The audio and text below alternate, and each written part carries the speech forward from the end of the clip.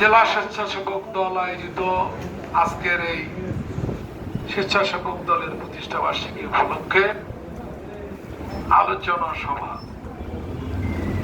আলোচনা সভায় সভাপতিত্ব করছেন স্বেচ্ছাসেবক জেলা শাখার সম্মানিত সভাপতি আমার স্নেহের আতিজা আর মানুষের সঞ্চালক হিসেবে আছেন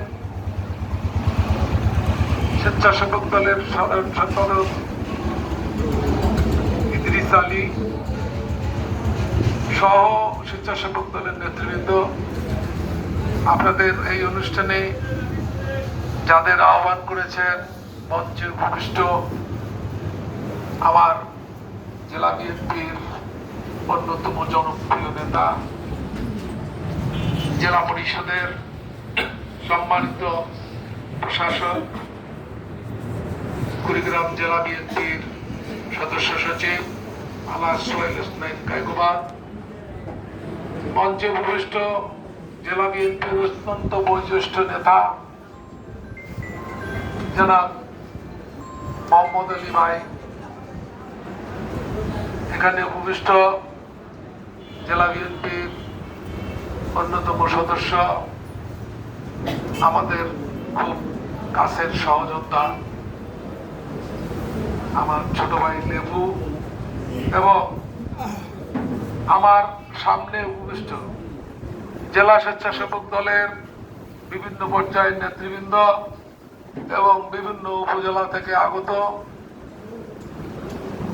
স্বেচ্ছাসেবক দলের নেতৃবৃন্দ এবং কর্মীবৃন্দ, সবাইকে জানাই এই জেলা বিএনপির আজকের এই অফিসে আপনাদের যে আলোচনা সভা, সেই আলোচনা সভা থেকে সবাই জেলা বিএনপির পক্ষ থেকে আপনাদেরকে আন্তরিক অভিনন্দন এবং সংগ্রামী শুভেচ্ছা জানাচ্ছি।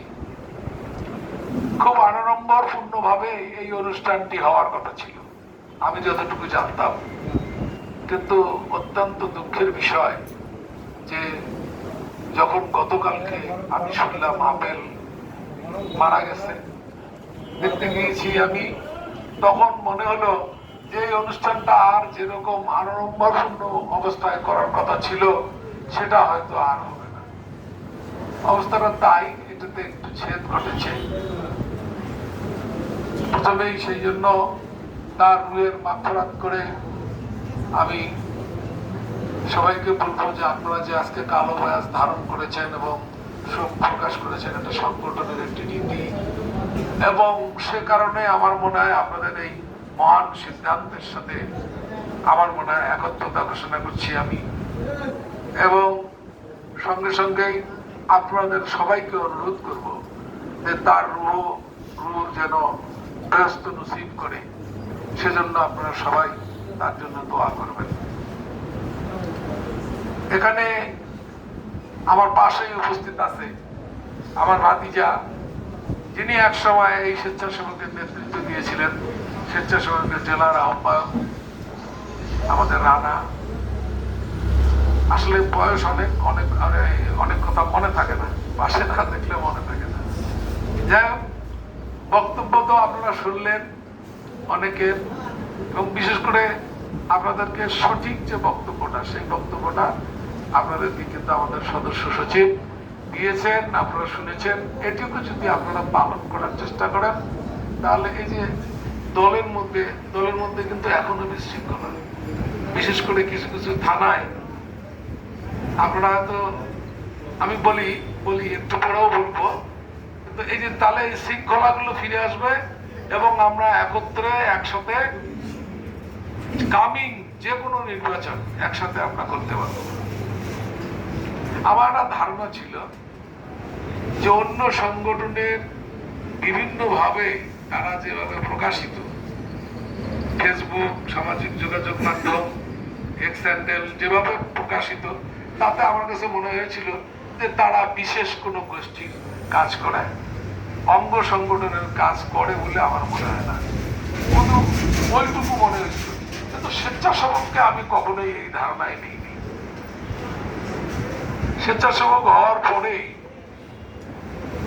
যে আমরা এমনও জায়গা আছে যেখানে আমরা কনভেনার সদস্য সচিব যায়, সেখানকার মিটিং পর্যন্ত স্বেচ্ছাসেবক বর্জন করে, এরকম ইতিহাস আমার কাছে আছে। এখন আমি আপনাদের বিবেচনার কাছে এই বিচার দিলাম।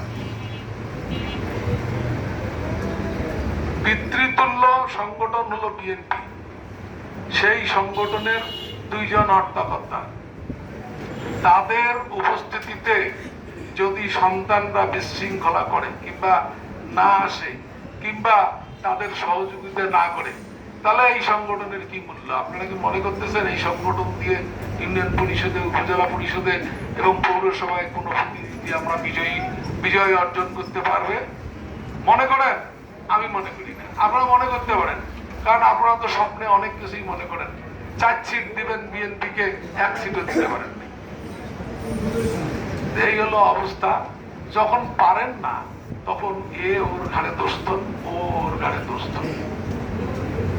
মনে করেন যে আজকে যারা যেটা করতেছে তার বিপরীত পক্ষ মনে করে যে ওইটা ভুল করতেছে, ওটার সাথে কোনো, আরে ভুল করে থাকলে তাকে সংশোধন করে না। এই প্রবণতা মূলদল থেকে ধীরে ধীরে স্বেচ্ছাসেবক পর্যন্ত আসছে। এই পর্যন্ত বলবো। আর স্বেচ্ছাসেবকে যারা, তারা সবাই কিন্তু সাবালক। ছাত্র দলের মধ্যে কিন্তু কেউই এখনো পর্যন্ত সর্বকনিষ্ঠ নন। এখানে 50 ঊর্ধ্ব মানুষও আছেন, এখানে 30 ঊর্ধ্ব মানুষও আছেন। তাহলে আপনাদের জ্ঞানের কোনো পরিমাপ করার আমার দরকার নেই। এই কারণে যে আপনারা আমাদের মতোই জ্ঞান কিংবা আমাদের থেকে অনেক বেশি জ্ঞান, সেইখানে একটু আপনাদের বিবেচনায় নেওয়া উচিত। বিবেচনায় নিলে হবে কি, সংগঠনটা শক্তিশালী হবে। আর আপনারা যারা মনে করতেছেন এইগুলো করে বিশৃঙ্খলা সৃষ্টি করে একটা কিছু করবো, হইতে পারে এই সংগঠন আপনার আমার কারো বাপের নয়। এই সংগঠন জিয়াউর রহমান সাহেবের সংগঠন, স্বাধীনতার ঘোষক যিনি বীর মুক্তিযোদ্ধা, ওনার সংগঠন। এই সংগঠন আমাদের বিদায়ী প্রধানমন্ত্রী বেগম খালেদা জিয়ার সংগঠন। এই সংগঠন তার উত্তরসূরি আজকের যে প্রধানমন্ত্রী, ওনার সংগঠন, এবং ওনার হাত দিয়ে তৈরি হচ্ছে প্রতিটা নেতা কর্মী। আপনারা জানেন যে সব থেকে দুর্দিন 17 বছর উনি কিভাবে আন্দোলন সংগ্রামের দেশের বাইরে থেকে হলেও এখানে নেতৃত্ব দিয়েছেন। সেই ক্ষেত্রে আমরা যদি কেউ মনে করি যে আমরা আজকে যারা আছি তারা যদি মনে করি আমরা সারা জীবনে থাকবো, ভুল ধারণা। সারা জীবনের জন্য আমরা এটা করার জন্য আসি নাই।